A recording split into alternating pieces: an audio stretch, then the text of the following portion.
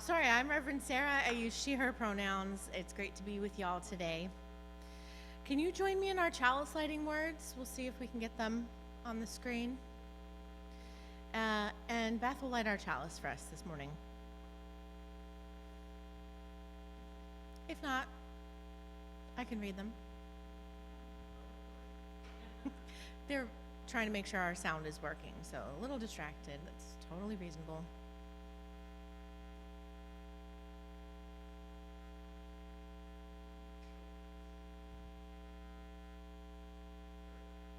Hooray. Unexpectedly, we find hope and joy within stories ancient and new. We light this flame to remind us of what is holy with love, wonder, and connection. Thank you. Please join me now in the time of prayer or meditation, finding a comfortable place for your body, whatever that is for you, noticing your breathing, and finding your center.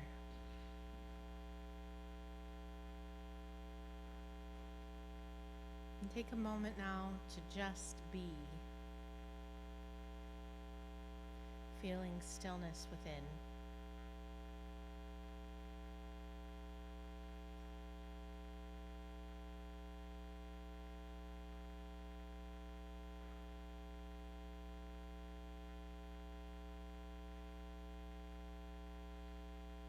Spirit of life and love,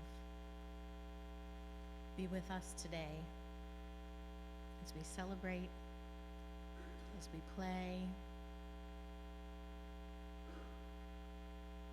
as we experience joy together.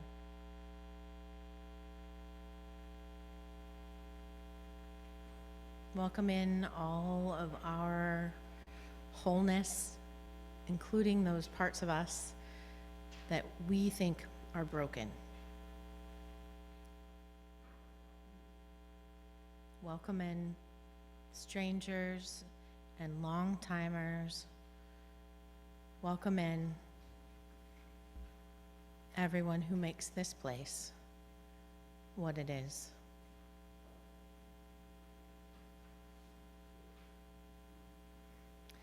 Spirit of life, let us play and laugh and be together today in joy,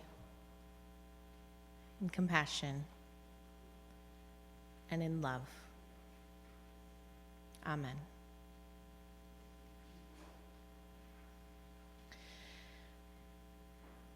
And now we will participate in the ritual we've come to expect, to celebrate together our joys and to hold together our sorrows. We come, as we always come, from different places with different experiences, and we share together in this time a moment, a space of contemplation as people share joys by lighting candles and share sorrows and fears by placing stones. Before we get into the ritual, I want to invite those who are online with us to put your name into the chat box so that we can know if you would like a stone or a candle lit, and if you'd like both, you can put that as well. If you're in the room and would like someone to assist you by lighting a candle or placing a stone, please raise your hand, especially now, light a candle, and Beth will light a candle for you.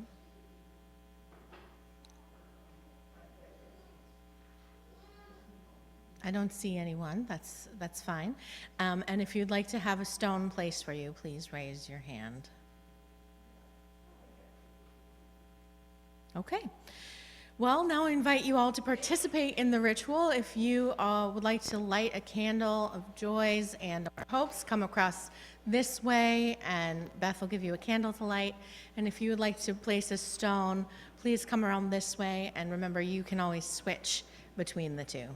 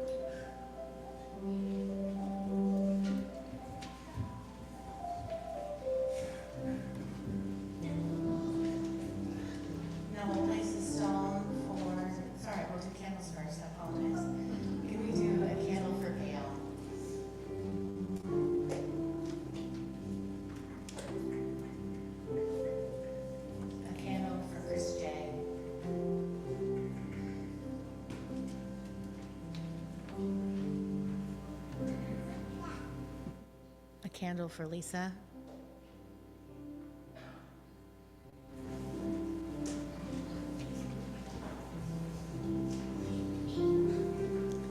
And a candle for Pat. Pat.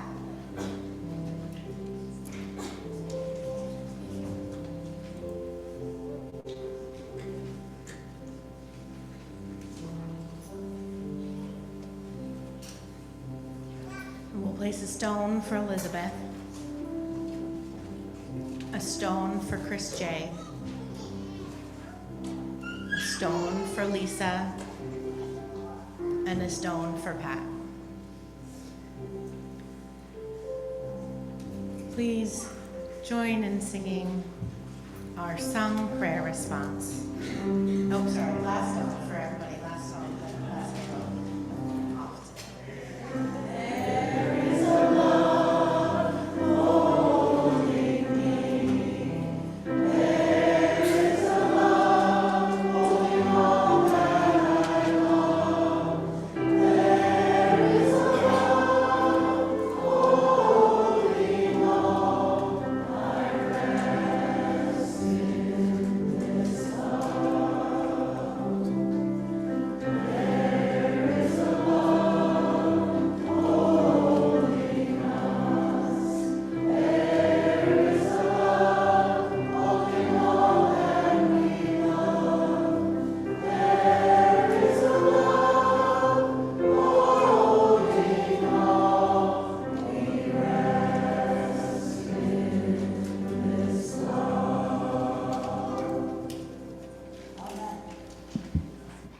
And I'm a little more vertically advanced, so just give me a second.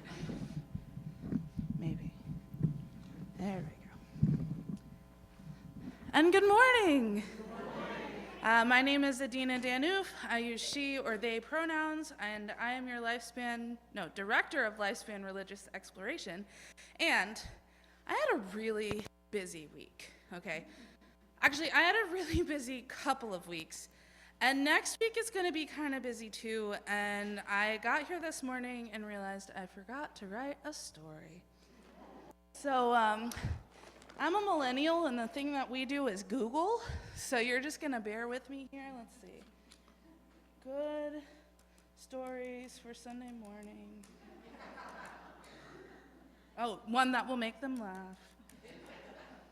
This looks like a good one. Okay. Now, this story is Mad Lib style. Has anybody ever heard of a Mad Lib? Yeah. Give me a second.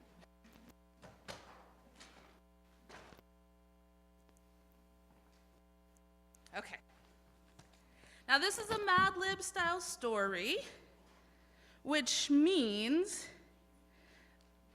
Mad Libs are a funny way to make a story if you haven't heard of it. And you start by choosing certain words without knowing what the story's going to be, and you fill in the blank, and a silly story results. Pretty fun. So, I'm going to need 6 different words for our story today, and we need some volunteers. I will center young voices. So I will tell you a type of word, and I want to hear what kind of word we should use. I already have volunteers. They don't even know what they're volunteering for. Okay, let me get my mark.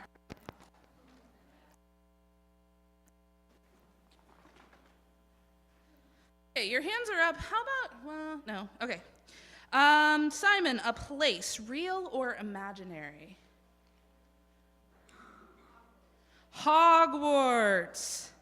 For anybody who's wondering, Harry Potter has no author here at this church. The book's great. She's not. Okay. Ada Grace.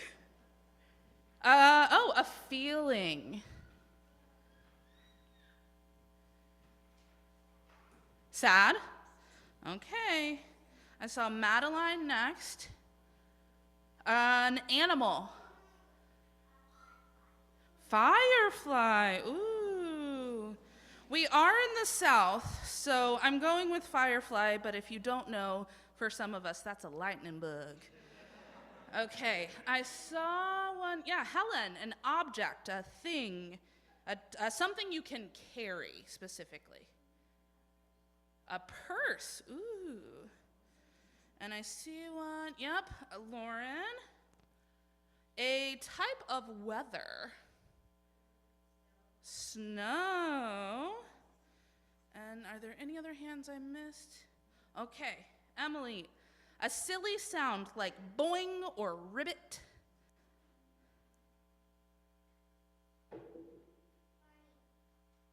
What sound would a bunny make?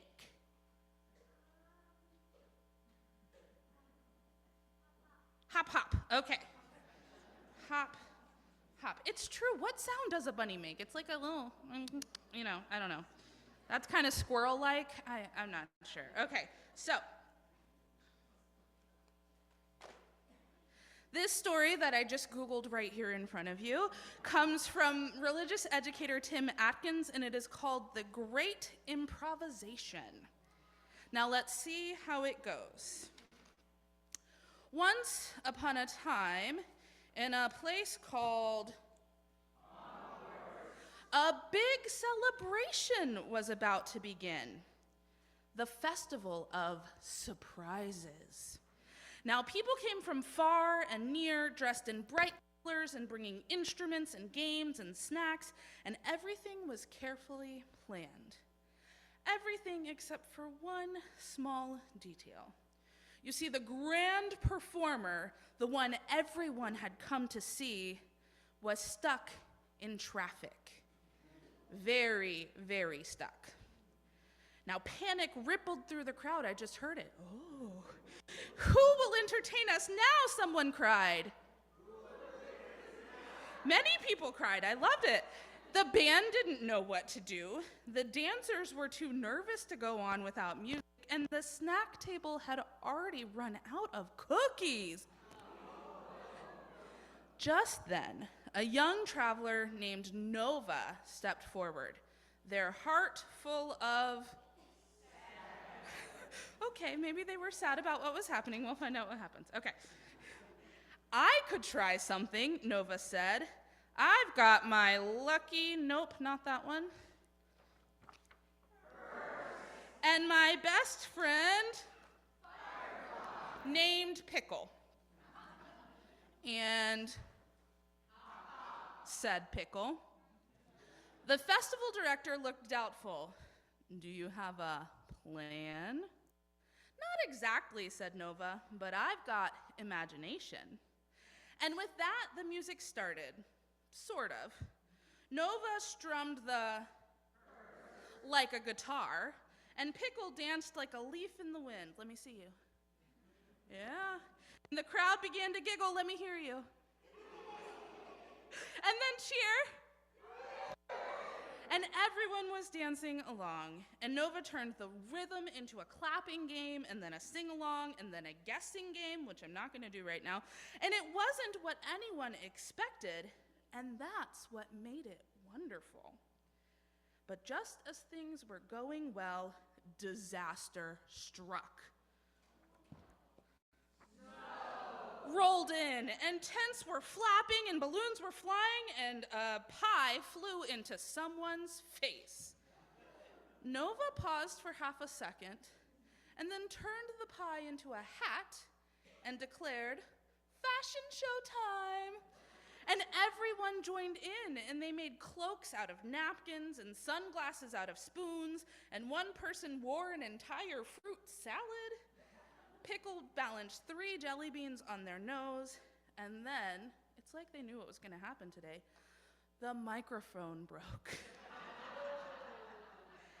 Now, Nova did not panic. Instead, they cupped their hands and whispered loudly.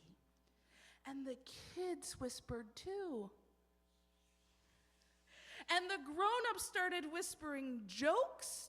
You just whisper, it's fine. And then the Festival of Surprises became the Festival of Whispers. And by the time the sun began to set, the real grand performer finally arrived, flustered and apologetic. You ever feel like that? You're just like, oh my gosh, I'm so sorry. And when they saw the crowd dancing and laughing and whispering and wearing hats made of pie, they just stood there in awe. I think you've already had the best show possible, they said. And Nova blushed. We didn't plan it. We just rolled with it. And Pickle said, again. And friends, this story might be a little silly, but the message behind it is deep. We often think success comes from careful planning and perfect conditions, but the truth is life is full of surprises. And sometimes those surprises aren't fun. Sometimes things break, people cancel, storms roll in, people are elected. Improvisation, or the ability to adapt, to try something new, to be playful and open, can be a spiritual practice. It teaches us to trust ourselves, to trust each other, and believe that something beautiful can still happen, even if the original plan falls apart.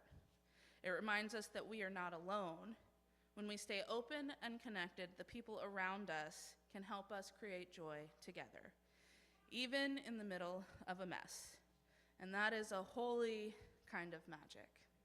So next time something unexpected happens, like when you forget to prepare a story, which I didn't, by the way, I got this on Tuesday.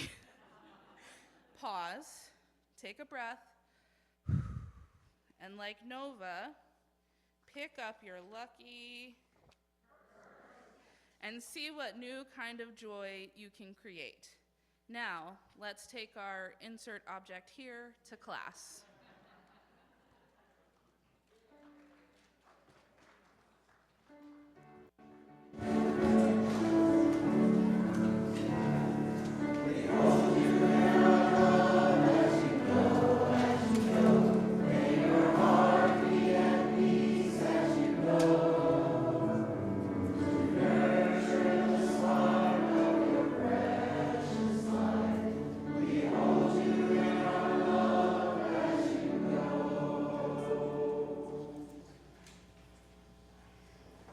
Please join me in our offering as we share our resources with a local nonprofit organization that shares our values.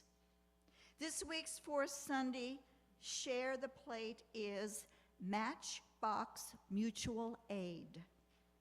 Matchbox Mutual Aid was formed in Northside Richmond when RVA Community, Fridges, and Food Not Bombs merged.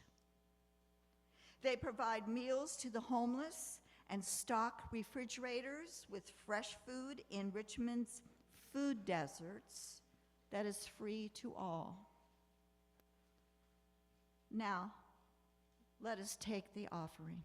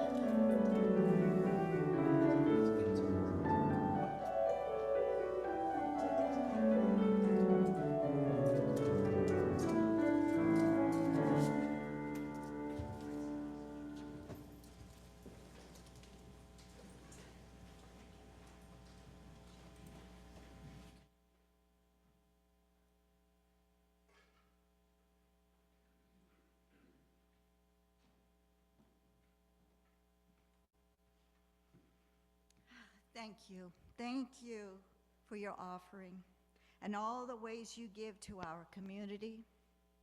Together, our gifts allow us to expand and the tapestry of love, wonder, and connection that blesses this church and transforms us and the world.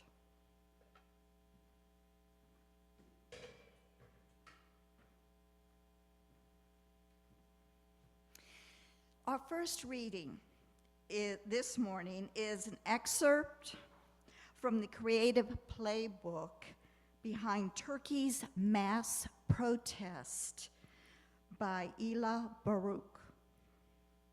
In late March 2025, Turkey was rocked by its largest protest in a decade after Istanbul's mayor was detained on alleged corruption and terrorism charges. Outrage over his jailing and the subsequent closure of city services, such as metro and bus lines, under a protest ban, quickly spilled into the streets. Protesters of all ages, led by waves of university students, converged on city halls and public squares across Turkey, not only waving flags and chanting slogans, but also wielding costumes, memes, and symbolic performances as tools of resistance. These playful acts, from cartoon mascots weaving through the crowds to the satirical street theater, have become defining images of the demonstrations, providing moments of levity, even as police crack down. The most viral symbol of this unrest arrived in a flash of electric yellow. A protester in a life-size Pikachu costume was spotted marching through the crowds and then sprinting away as riot police charged in Antalya. Footage of this beloved Pokemon character dodging water canyon blasts and outpacing officers has since taken the internet by storm. The comical sight of the bright yellow Pikachu zigzagging through the streets filled with tear gas provided a moment of absurd levity amid the chaos, and quickly became the image of Turkey's protests that global audiences couldn't ignore. The second reading is a protest and party by Reverend Hannah Roberts Villeneuve. People sometimes ask, is pride a protest or a party? And the answer is, of course, yes. And why not? Why not? Rejoice as we resist. Dance as we demand change. Celebrate as we create community that delights in all of who we are. So bring all that with you this morning. Bring your policy demands. Bring your glitter. Bring your Supreme Court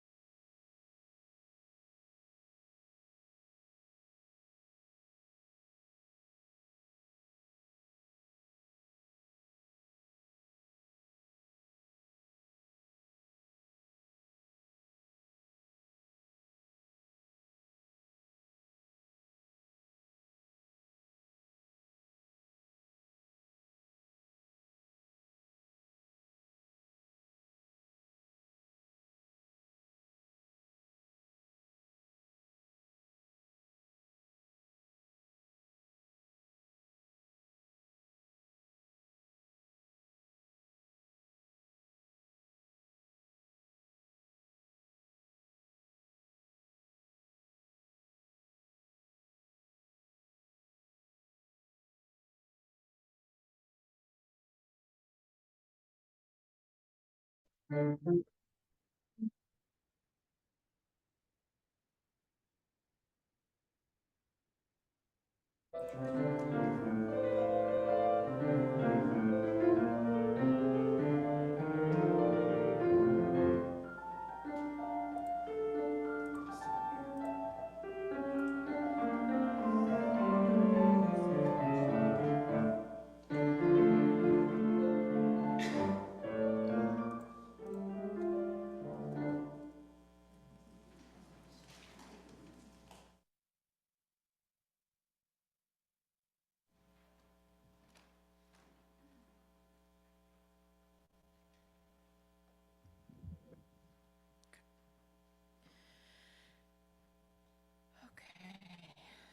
So, is pride a party or a protest?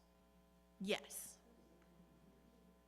Yes is the answer. Yes, it is a protest and a party because there isn't any other way to be true to the spirit of the event. Pride is about refusing to be silent, refusing to hide behind a facade of normal, whatever that means, and living our true self out loud. And that means celebrating who we truly are, dancing, singing, creating art about it. Hannah Villeneuve says, "We must rejoice as we resist, dance as we demand change, celebrate as we create community that delights in all of who we are." Sometimes it seems like the fight for rights and against injustice is a grave endeavor. Sometimes, perhaps more than sometimes, the seriousness of life and death matters like civil rights and fight for due process are taken maybe to the extreme. Sometimes people claim that there's no room for joy or play. It is serious business. And that folks involved in the revolution say shouldn't take their eyes off the ball ever. It's a noble sentiment, of course. However, have any of you ever seen that quote attributed to Emma Goldman? "If I can't dance, I don't want to be part of your revolution." Well, it turns out she didn't actually write those specific words, but it is her sentiment. Emma wrote about an experience that she had, something that a lot of women have experienced. An earnest young man who knows everything, trademark, tried to police her behavior at a social dance by shaming her. He tried to tell her it did not behoove an agitator to dance, and your frivolity will hurt the cause. Who here has heard something like that from someone?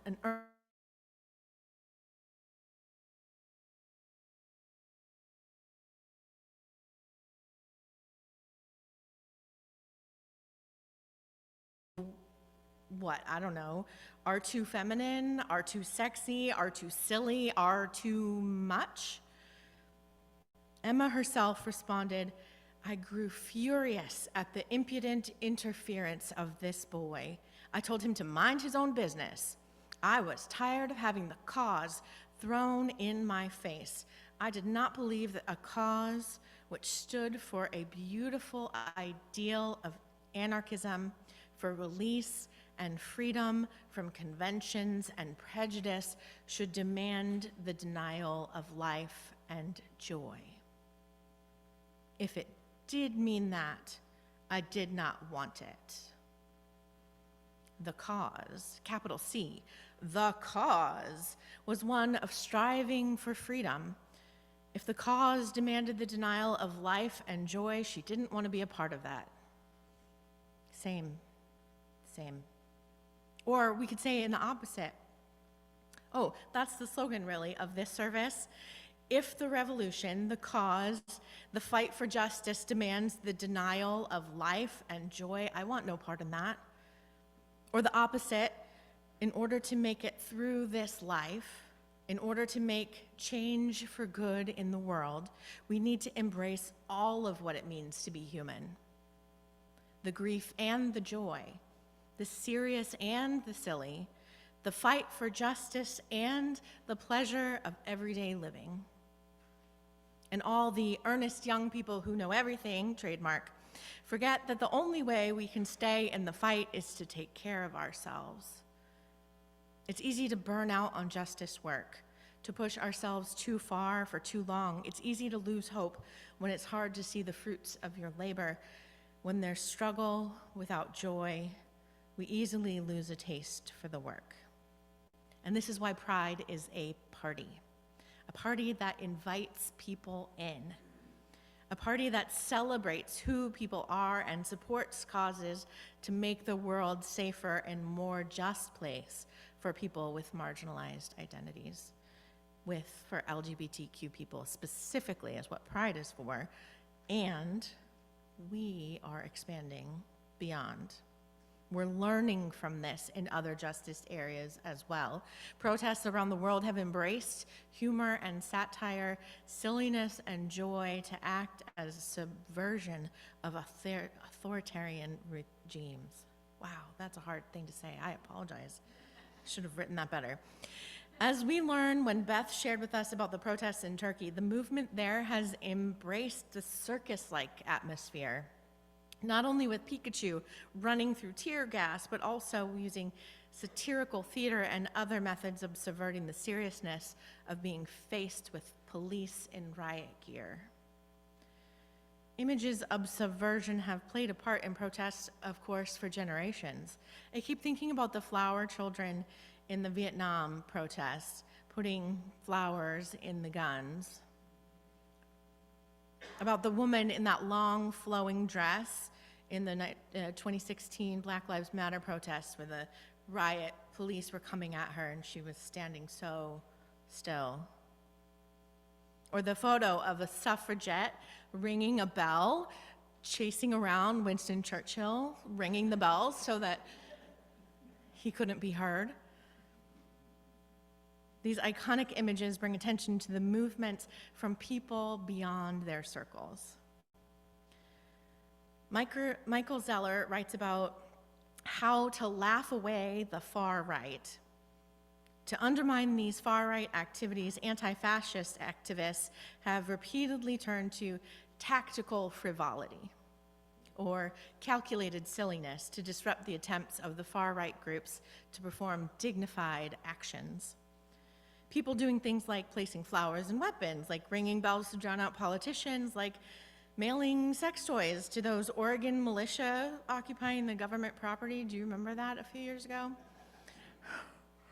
Tactical frivolity has several uses. First, humor brings people together and helps to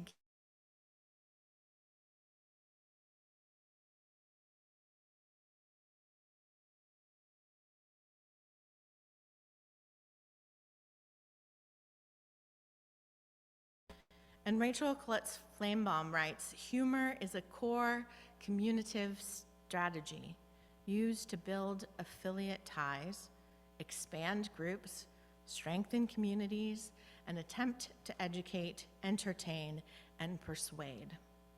In its ability to disarm and entertain, humor holds profound potential for changing people's minds and promoting social change. It can also break down the seriousness of a repressive or authoritarian movement. If we can make fun of them, they don't have as much power as they think they do. If we can keep reminding folks that the fascists and other authoritarian people are mostly people who take themselves too seriously, another form of earnest people who know everything, TM. Then we can keep reminding each other of the ridiculousness of that stance in the world. So, the song of the moment, hopefully you've heard it.